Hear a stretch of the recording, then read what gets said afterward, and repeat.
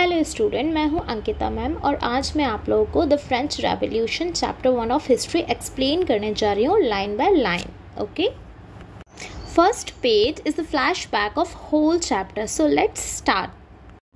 On the morning of 14 July 1789, the city of Paris was in a state of alarm. 14 जुलाई 1789 की सुबह Paris शहर खतरे की स्थिति में था.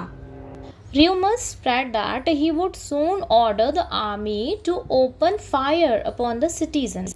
राजा ने सैनिकों को शहर जाने का आदेश दिया और अफवाहें ये फैल गई कि वह जल्द ही सेना को नागरिकों पर गोलियां चलाने का आदेश देगा.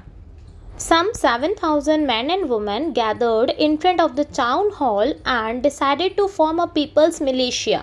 They broke into a number of government buildings in search of arms. करीब 7,000 पुरुष और महिलाएं टाउन हॉल के सामने इकट्ठे हुए और लोगों ने मिलिशिया मींस नागरिक सेना बनाने का फैसला लिया. उन्होंने हथियारों की खोज में बहुत सारे सरकारी बिल्डिंग्स को तोड़ना स्टार्ट किया.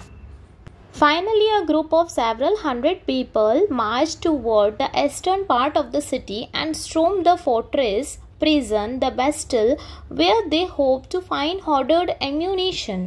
अंत में कई सौ लोगों के एक समूह ने शहर के पूर्वी हिस्से की ओर मार्च किया और फोर्ट्रेस जेल बास्टिल पर धावा बोल दिया, जहां उन्हें जमाखोरी के गोला बारूद मिलने की उम्मीद थी.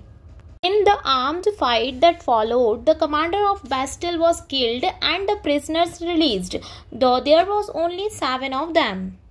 इसके बाद हुई सशस्त्र लड़ाई में बेस्टिल का कमांडर मारा गया और कैदियों को रिहा कर दिया गया. हालांकि उसमें केवल 7 ही कैदी थे. Yet the Bastille was hated by all because it stood for the despotic power of the king. The fortress was demolished and its stone fragments were sold in the markets to all those who wished to keep souvenir of its destruction. Bastille से सभी घृणा करते थे क्योंकि यह राजा की तानाशाही शक्ति का प्रतीक था. किले को ध्वस्त कर दिया गया और इसके पत्थर के टुकड़े बाजारों में उन लोगों को बेच दिए गए जो इसके विनाश की स्मृति चिन्ह के रूप में रखना चाहते थे. This is the painting of the storming of the Bastille. यह पेंटिंग बेस्टिल के विध्वंस के तुरंत बाद कलाकारों ने घटनाओं की याद में बनाया था. आगे का चैप्टर एक्सप्लेनेशन देखते हैं. The day that followed saw more rioting both in Paris and the countryside. इसके बाद के दिनों में पेरिस और उसके ग्रामीण इलाकों दोनों में ही ज़्यादा से ज़्यादा दंगे होने लगे. Most people were protesting against the high price of bread.